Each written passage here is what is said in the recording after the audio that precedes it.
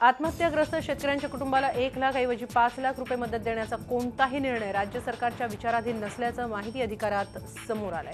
अशा प्रकारे राज्य सरकारने आत्महत्याग्रस्त शेतकऱ्यांची क्रूर चेष्टा चालवली असल्याचा आरोप विरोधी पक्षनेते राधाकृष्ण विखे पाटील यांनी केला। हे सरकार म्हणजे फक्त स्वप्नांची मालिका आणि घोषणांचा पाऊस असून सरकारने राज्यातील जनतेची फसवणूक आणि सभागृहाची दिशाभूल केल्याचं विखे पाटील म्हणाले। म्हणून सरकार विरोधात हक्कभंग मांडणार असल्याचं त्यांनी यावेळी सांगितलं।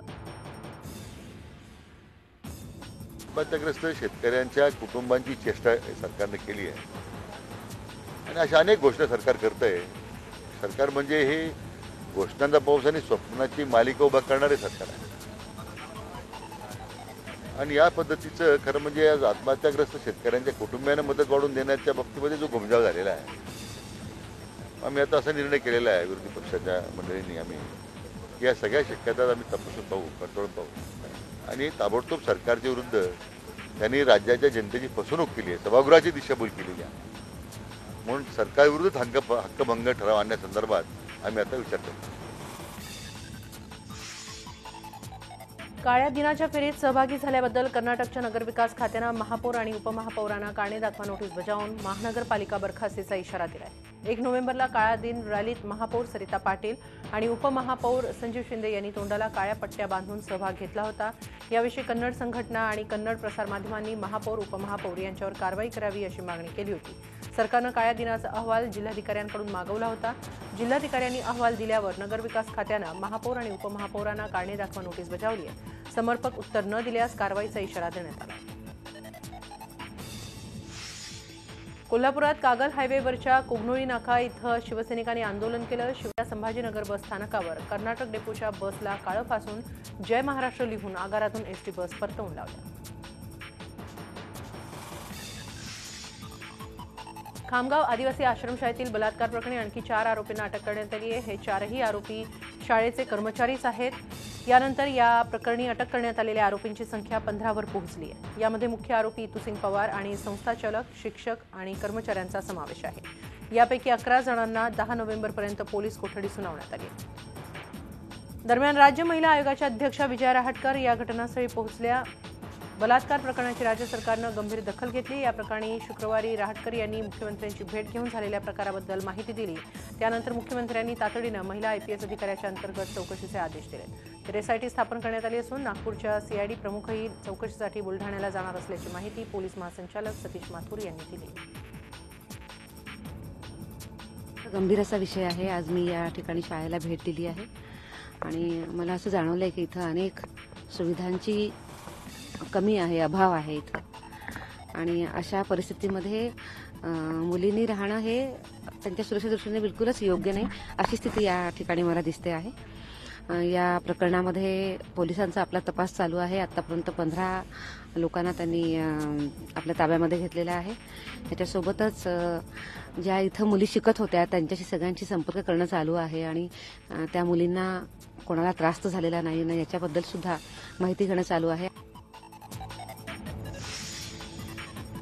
दरम्यान बुलढाणा येथील आश्रमशाळेमधील विद्यार्थिनींवरील अत्याचाराच्या घटनेसंदर्भात असंवेदनशील वक्तव्य करणाऱ्या विष्णू सावरांना मुख्यमंत्री अजून किती काळ सावरणार असा सवाल विधानसभेतील विरोधी पक्षनेते राधाकृष्ण विखे पाटील यांनी उपस्थित केलाय। शाळांमधील पटसंख्येसाठी सेल्फीची सक्ती करणारं सरकार शाळाबाह्य मुलं शोधण्यात अपयशी ठरलं असल्याचंही त्यांनी सांगितलं। विष्णू सावराच्या खात्याचे मंत्री आहेत, त्यांना स्वतःच्या जिल्ह्यामध्ये जायला लोकांनी बंदी केली आणि म्हणजे आता खात्याचं धोरण असं आहे की स्वेटरचं वाटप कशामध्ये करायचं, पावसाळ्यात करायचं आणि रेनकोटचं वाटप उन्हाळ्यात करायचं, अशा खात्याची अवस्था आहे। आणि बुलढाण्याची एवढी गंभीर घटना घडली। आज मला वाटतं 15-16 मुलींच्यावर अत्याचार झाल्याच्या बातम्या पुढे येतात आणि जे वक्तव्य त्या मंत्र्यांनी केलेलं आहे, खरं म्हणजे मागे मी अनेक वेळा मागणी केलेली आहे, त्या सावरांना आवरायची गरज आहे। परंतु मला आश्चर्य वाटतं राज्याच्या मुख्यमंत्र्यांचं की या सावरांना आता मुख्यमंत्री किती काळ सावरणार आहेत। मला त्या आदिवासी बांधवांची कीव येते, पण राज्याच्या मुख्यमंत्र्यांचा कोडगेपणा किती आहे की मला असं वाटतं की त्यांनी आता तरी याची दखल घेत ताबडतोब आता सावरांना हाकललं पाहिजे अशी आता आमची मागणी आहे। तर दरम्यान बुलढाणा जिल्ह्यातील आदिवासी आश्रमशाळेतील पीडित विद्यार्थिनीला मनोधैर्य योजनेतून आर्थिक मदत देण्याचे निर्देश राज्याच्या ग्रामविकास आणि महिला बालविकास मंत्री पंकजा मुंडे यांनी जिल्हाधिकाऱ्यांना दिले। लैंगिक अत्याचाराची घटना अतिशय निंदनीय आणि लांछनास्पद असून याची गंभीर दखल सरकारनं घेतली आहे। यातील गुन्हेगारांना कठोर शिक्षा केली जाईल असं त्यांनी सांगितलं।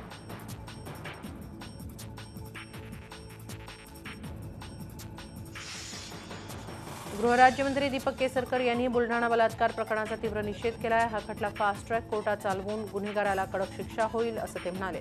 अत्याचार करणारी एकच व्यक्ती असली तरी संस्थाचालक आणि मुख्याध्यापक यांच्यावरही गुन्हा दाखल करण्यात आलाय। यापुढे असे प्रकार खपून घेतले जाणार नाहीत असा संदेश देण्याचा प्रयत्न आम्ही कृतीतून दाखवून दिल्याचं ते म्हणाले। सर्वांना पोचका कायदा लावलेला आहे आणि आपल्याला माहिती आहे की या कायद्याअंतर्गत खूप कडक तरतुदी आहेत। जी जबाबदारी होती शिक्षक वर्गाची, मुख्याध्यापकांची, संस्थाचालकांची, त्याच्यापासून त्यांनी ती जबाबदारी पाळलेली नाही। कारण हा जो गुन्हेगार आहे हा गुन्हेगार अनधिकृतपणे त्या ठिकाणी काम करत होता। याचा अर्थ डायरेक्टली इनडायरेक्टली त्यांची जबाबदारी येते आणि मुलांचं रक्षण करण्याची जबाबदारीच मुळात मुख्याध्यापक आणि संस्थाचालकांची आहे आणि त्या जबाबदारीपासून त्यांना मागे फिरता येणार नाही। छत्रपती शिवाजी महाराजांच्या अरबी समुद्रातील स्मारक कामाचा आढावा आज मुख्यमंत्र्यांनी घेतला। या स्मारक समितीचे मुख्य विनायक मेटे यावेळी उपस्थित होते। नववर्षाच्या सुरुवातीला काम सुरू होईल आणि इतक्या दिवसाचं स्वप्न पूर्ण साकार होईल असं मुख्यमंत्री देवेंद्र फडणवीस यांनी सांगितलं। छत्रपती शिवाजी महाराजांचं जे स्मारक अरबी समुद्रामध्ये तयार करायचं आहे त्याच्या संदर्भातली आढावा बैठक आज या ठिकाणी आम्ही घेतली। मला विश्वास आहे की जानेवारीमध्ये साधारणपणे हे जे टेंडर आहे हे टेंडर त्या ठिकाणी सबमिट होईल आणि मग सबमिशन नंतर त्याला असेसमेंट करण्याकरता जो काही कालावधी लागतो तो कालावधी लावून आम्ही त्याचं वर्क ऑर्डर देऊ आणि नवीन वर्षाच्या सुरुवातीलाच मला असं वाटतं की याचं काम निश्चितपणे आम्ही सुरू करू शकू। शिवाजी महाराजांचं हे आंतरराष्ट्रीय पातळीवरचं स्मारक लवकरात लवकर होण्याच्या करता जे शासनाचे आमचे प्रयत्न सुरू आहेत त्यानुसार जे आता निविदा काढलेल्या आहेत या निविदेच्या अनुषंगानं ठरलेल्या प्रोग्राममध्ये कोणत्याही प्रकारचा बदल न येण्याकरता ही माननीय मुख्यमंत्र्यांनी या ठिकाणी येऊन आढावा त्याचा घेतलेला आहे। आम्ही हा प्रकल्प कोणत्याही परिस्थितीमध्ये पुढच्या महिन्यामध्ये त्याचं भूमिपूजन करून पुढच्या वर्षी याचं काम सुरू करण्याचा निर्धार आज आम्ही केलेला आहे। शिवसेना भाजपमध्ये पुन्हा एकदा जुंपण्याची शक्यता आहे। यावेळी निमित्त ठरणार आहे ते पश्चिम रेल्वेवरील जोगेश्वरी आणि गोरेगाव दरम्यान नव्यानं तयार होत असलेलं ओशिवरा रेल्वे स्टेशन। आगामी मुंबई महापालिका निवडणुकीच्या पार्श्वभूमीवर या स्टेशनचं उद्घाटन अपेक्षित आहे। मुंबई भाजप अध्यक्ष आशिष शेलार यांनी या स्टेशनची पाहणी केली। काही दिवसांपूर्वी उद्योगमंत्री आणि शिवसेना नेते सुभाष देसाई यांनी या स्टेशनच्या कामाची पाहणी केली। अनेक वर्षांपासून या स्टेशनचं काम रखडलं होतं, मात्र गेल्या 2 वर्षात हे काम पूर्णत्वाकडे नेणार असल्याचा दावा देसाई यांनी केलाय। त्याच पार्श्वभूमीवर शिवसेनेला शह देण्यासाठी शेलार आणि राज्यमंत्री विद्या ठाकूर यांनीही या स्टेशनची पाहणी केली।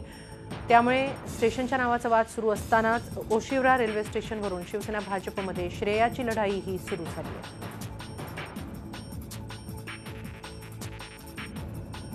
सर्वात पहिलं कोणी घेतलं या वादात मला जायचं नाही।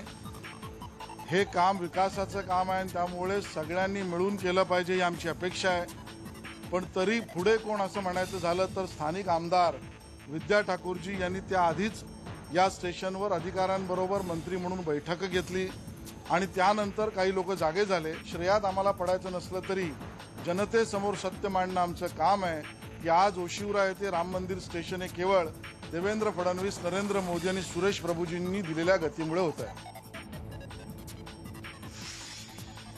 मुंबई महापालिकेच्या मध्य विभाग कार्यालयाचे सहाय्यक आयुक्त किशोर गांधी यांच्या तडकाफडकी बदलीचं प्रकरण सध्या वादग्रस्त बनलंय। भाजप वगळता अन्य राजकीय पक्षांनी एकजुटीनं गांधी यांच्या बदलीला विरोध दर्शवलाय। गांधी यांनी विभागातील अनधिकृत बांधकामावर कारवाई सुरू केल्यानं त्यांची मुदती आधीच बदली करण्यात आल्याचं एकजूट असलेल्या नगरसेवकांचं म्हणणं आहे। तसंच गांधी यांची बदली करण्यामागे भाजप आमदारांना राजकीय दबाव आणल्याचा आरोप हे सर्व नगरसेवक करतायत। किशोर गांधींना पाठिंबा दर्शवण्यासाठी भाजप वगळता सर्वपक्षीय नगरसेवकांनी ठिय्या आंदोलन केलं।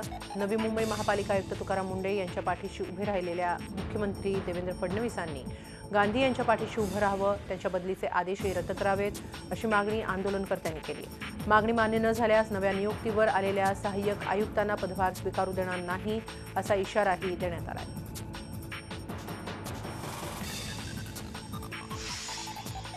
दरम्यान मुंबईतल्या बोरिवली भागातल्या आर मध्य विभागाचे सहाय्यक पालिका आयुक्त किशोर गांधींच्या बदलीमागे स्थानिक राजकारण आहे. आपण कोणाच्याही विरोधात नाही, तसंच आपण कोणाच्याही बदलीची मागणी केलेली नाही असा खुलासा शिक्षण मंत्री विनोद तावडेंनी केलाय. माझे आणि गांधींचे स्नेहाचे संबंध आहेत. विरोधी पक्षांनी आरोप करण्यापेक्षा गांधींची बदली का केली हे आयुक्तांना विचारावं असा सल्लाही विनोद तावडेंनी दिलाय. नवी मुंबई मनपा आयुक्त तुकाराम मुंढे यांच्यावरच्या अविश्वास प्रस्तावाला मुख्यमंत्र्यांनी सध्या स्थगिती दिली आहे. यामुळे मुंढेंनी सुरू केलेला वॉक विथ कमिशनर उपक्रम नव्या जोमानं पुन्हा सुरू झालाय. हा उपक्रम आज नेरूळमध्ये घेण्यात आला. यावेळी नागरिकांनी निवेदन देण्यासाठी गर्दी केली होती. नेरूळ विभागातल्या समस्यांवर त्वरित कारवाईचं यावेळी मुंढेंनी आश्वासन दिलं. दरम्यान आपलं काम शासनाच्या नियमात राहून लोकांसाठी कायम सुरू राहील असं यावेळी मुंढे म्हणाले. हा वॉक विथ कमिशनर खूप चांगला रिस्पॉन्स आलेला आहे. आयडिया खूप चांगली क्लिक झालेली आहे. लोकांनाही ते नागरिकांना खूप आवडलेलं आहे. कारण त्यांना त्यांच्या प्रश्न सरळ माझ्यासमोर सर्व माझे अधिकारी असतात त्यांच्यापासून मांडता येतात. मलाही ते प्रश्न समजतात, पण इमिजिएटली त्याच्यावरती कारवाई पण होते. आणि म्हणून याच्यामधून लोकांमधून खूप मोठ्या प्रमाणात प्रतिसाद आहे. आणि तसेच प्रश्न हे पुढच्या 7 ते 15 दिवसात सोडवले जातील. आणि इथून पुढे असाच प्रतिसाद राहावा अशी अपेक्षा आहे, जेणेकरून नागरिकांच्या समस्या सुटतील आणि शहराचा विकास करण्यासाठी नियोजन करण्यासाठी यातून मला महत्त्वाचं वाटते. अधिकाऱ्यासाठी संपूर्ण जर त्यांनी जर असं जर हे केलं तर आपली नवी मुंबईच काय देशसुद्धा प्रगतीपटावर जाऊ शकतो. अरे लय चांगलं आहे ते, तरी आम्हाला भेटायला येते. ही कॉर्पोरेटर केव्हा येते ते इलेक्शन टाईम, आणि ते पण आम्हाला माहीत आहे कसं ते विजय जाते. नाशिक महानगरपालिकेची महासभा नगरसेवकांच्या अत्यल्प उपस्थितीमुळे चांगली चर्चेत राहिली. महापालिकेत निवडून आलेले 122 आणि 5 विकृत असे 127 नगरसेवकांचं संख्याबळ असताना बोटावर मोजण्याइतकेच म्हणजेच 25 ते 30 नगरसेवकच उपस्थित होते. त्यामुळे अधिकारी कर्मचाऱ्यांपाठोपाठ लोकप्रतिनिधीही दिवाळीच्या वातावरणातून बाहेर आले नाहीत की काय अशी शंका उपस्थित होते. शहरात एकीकडे सर्वत्र कचरा साचलाय, घाण साचली आहे, रोगराईचं साम्राज्य पसरलंय, डेंग्यूची साथ हाताबाहेर गेली आहे, पाण्याची समस्या आहे. अशा वेळी महासभेत नागरिकांच्या आरोग्याच्या प्रश्नावर सभागृहात आवाज उठवून शहर रोगराई मुक्त करण्याचं अपेक्षित होतं. मात्र नगरसेवकांनी महासभेलाच दांडी मारली. जे उपस्थित होते त्यांनी या विषयांना हात घातला नसल्यानं नागरिकांचा कोणी वारी आहे की नाही असा सवाल उपस्थित होतोय.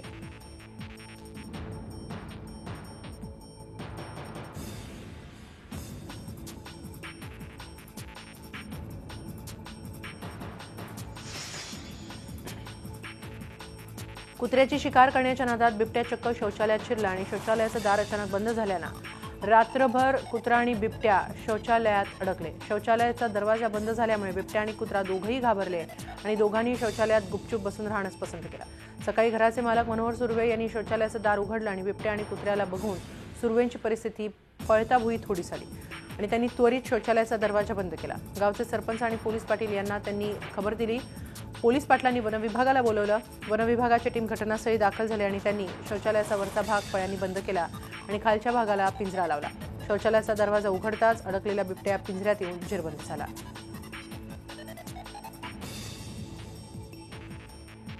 मी ताबडतोब पिंजरा घेऊन आलो इथं घटनास्थळी.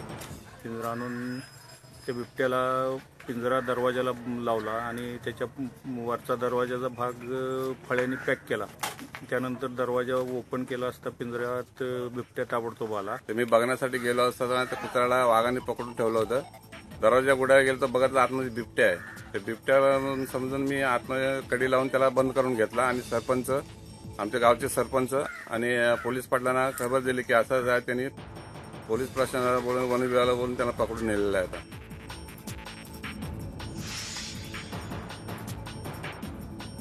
डोंबिवलीच्या केडीएमसीच्या प्रभाग कार्यालयात ठाणे अँटी करप्शननं धाड मारली. 1.5 लाखांची लाच घेताना प्रभाग क्षेत्र अधिकारी गणेश बोराडे एसीबीच्या जाळ्यात अडकले. लाच प्रकरणी बोराडे दुसऱ्यांदा ठाणे अँटी करप्शनच्या जाळ्यात अडकले. अनधिकृत बांधकामाची नोटीस बजावण्यासाठी त्यांनी 6.5 लाखांची लाच मागितली होती आणि आता पुन्हा एकदा 1.5 लाखांची लाच घेताना त्यांना अटक करण्यात आली. बालिका वधूफेम अभिनेत्री प्रत्युषा बॅनर्जीला तिच्या बॉयफ्रेंडनं वेश्या व्यवसायात ढकललं होतं अशी धक्कादायक माहिती समोर आली आहे. प्रत्युषा आणि राहुल यांच्यात फोनवर झालेल्या अखेरच्या संभाषणातून ही बाब उघड झाली आहे. प्रत्युषाही राहुल राजवर नाराज होती, तसंच ती तणावात होती असं 3 मिनिटांच्या या संभाषणामधून समोर आलंय. या संभाषणाचा आधार घेत प्रत्युषाच्या आईवडिलांचे वकील नीरज गुप्ता यांनी राहुलवर गंभीर आरोप केलेत.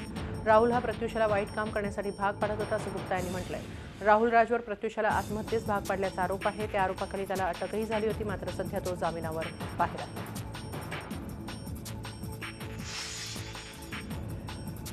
अपघात झालाय. हा अपघात इतका भयंकर होता की यात 6 जण ठार झाले तर 3 जण जखमी झाले. चेंबूरहून सीएसटीकडे जाणाऱ्या मार्गावर हा अपघात झालाय. मृतांमध्ये राजकुमार वर्मा, अंतरा वर्मा, ऋषिकेश वर्मा, राजश्री वर्मा, रागिनी वर्मा आणि आशा वर्मा यांचा समावेश आहे.